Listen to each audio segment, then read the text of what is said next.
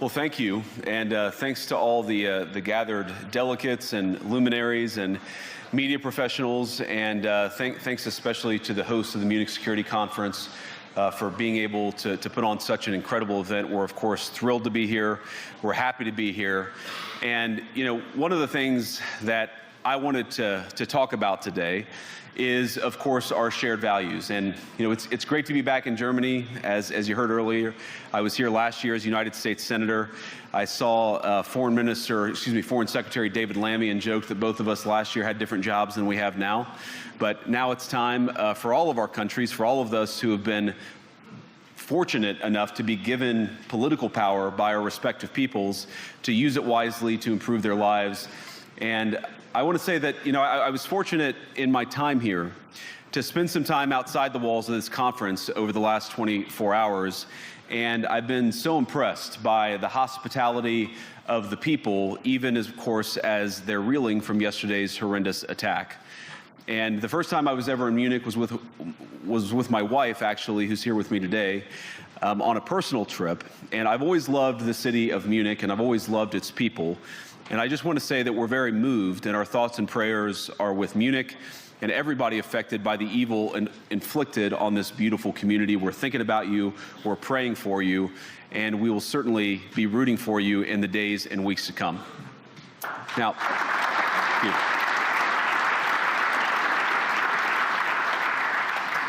I hope that's not the last bit of applause that I get, but we gather at this conference, of course, to discuss security, and normally we mean threats to our external security. I see many great military leaders gathered here today. But while the Trump administration is very concerned with European security and believes that we can come to a reasonable settlement between Russia and Ukraine, and we also believe that it's important in the coming years for Europe to step up in a big way to provide for its own defense, the threat that I worry the most about vis-a-vis Europe is not Russia, it's not China, it's not any other external actor. And what I worry about is the threat from within, the retreat of Europe from some of its most fundamental values, values shared with the United States of America. Now, I was struck that a former European commissioner went on television recently and sounded delighted that the Romanian government had just annulled an entire election. He warned that if things don't go to plan, the very same thing could happen in Germany too. Now, these cavalier statements are shocking to American ears. For years, we've been told that everything we fund and support is in the name of our shared democratic values.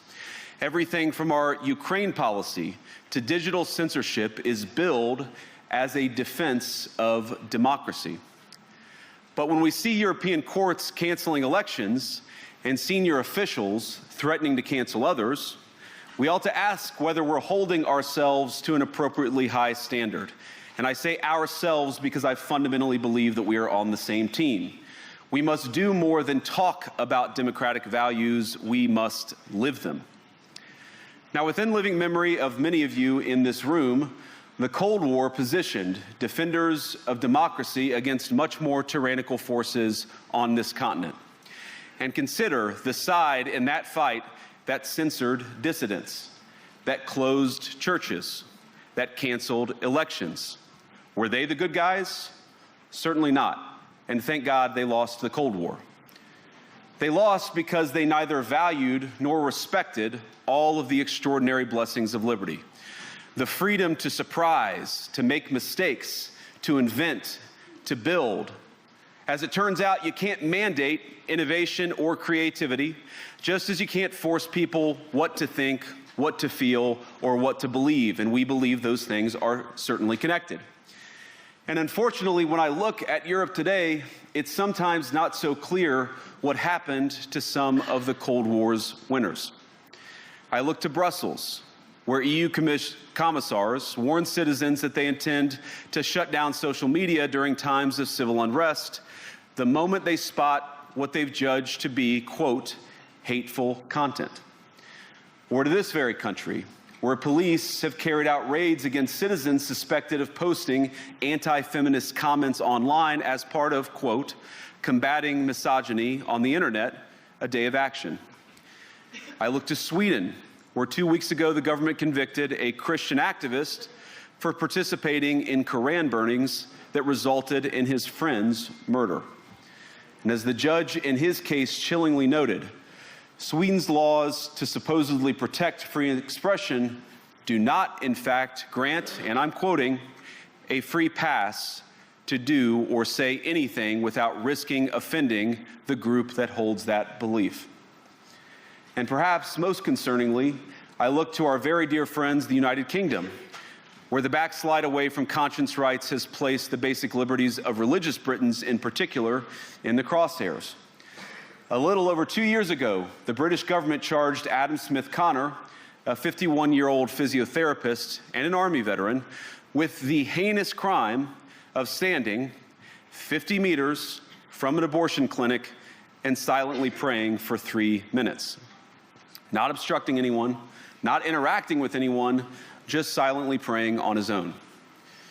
And after British law enforcement spotted him and demanded to know what he was praying for, Adam replied simply, it was on behalf of the unborn son he and his former girlfriend had aborted years before.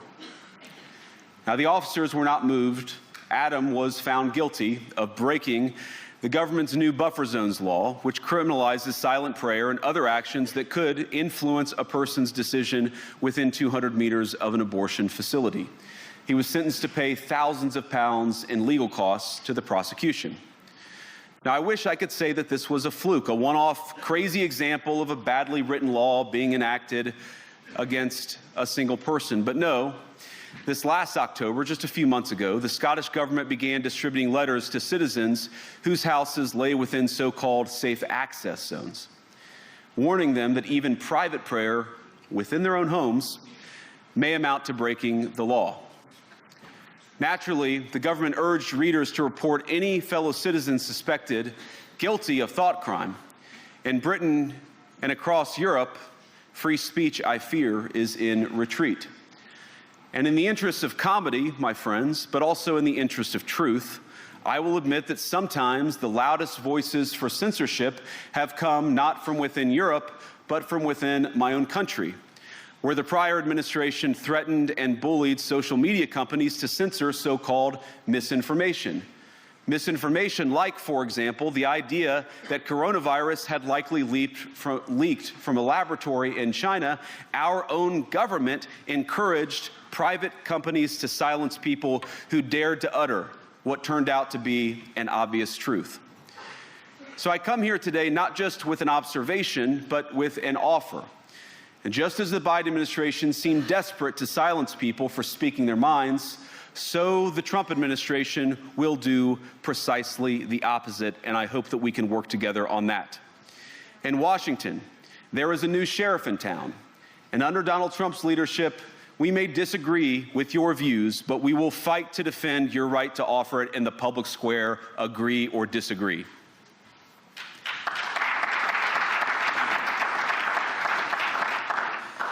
Now, we're at the point, of course, that the situation has gotten so bad that this December, Romania straight up canceled the results of a presidential election based on the flimsy suspicions of an intelligence agency and enormous pressure from its continental neighbors. Now, as I understand it, the argument was that Russian disinformation had infected the Romanian elections. But I'd ask my European friends to have some perspective. You can believe it's wrong for Russia to buy social media advertisements to influence your elections. We certainly do. You can condemn it on the world stage even. But if your democracy can be destroyed with a few $100,000 of digital advertising from a foreign country, then it wasn't very strong to begin with. Now, the good news is that I happen to think your democracies are substantially less brittle than many people apparently fear. And I really do believe that allowing our citizens to speak their mind will make them stronger still. Which, of course, brings us back to Munich, where the organizers of this very conference have banned lawmakers representing populist parties on both the left and the right from participating in these conversations. Now again, we don't have to agree with everything or anything that people say. But when when political leaders represent an important constituency, it is incumbent upon us to at least participate in dialogue with them. Now, to many of us on the other side of the Atlantic, it looks more and more like old entrenched interests hiding behind ugly Soviet-era words like misinformation and disinformation, who simply don't like the idea that somebody with an alternative viewpoint might express a different opinion or, God forbid, vote a different way or, even worse, win an election. Now, this is a security conference, and I'm sure you all came here prepared to talk about how exactly you intend to increase defense spending over the next few years in line with some new target. And that's great, because as President Trump has made abundantly clear, he believes that our European friends must play a bigger role in the future of this continent. We don't think, you hear this term, burden sharing, but we think it's an important part of being in a shared alliance together that the Europeans step up while America focuses on areas of the world that are in great danger. But let me also ask you, how will you even begin to think through the kinds of budgeting questions if we don't know what it is that we're defending in the first place? I've heard a lot already in my conversations, and I've had many, many great conversations with many people gathered here in this room. I've heard a lot about what you need to defend yourselves from, and of course that's important.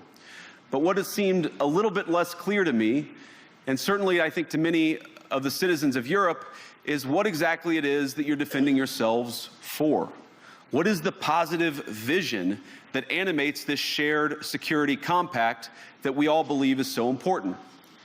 And I believe deeply that there is no security if you are afraid of the voices, the opinions, and the conscience that guide your very own people. Europe faces many challenges, but the crisis this continent faces right now, the crisis I believe we all face together, is one of our own making.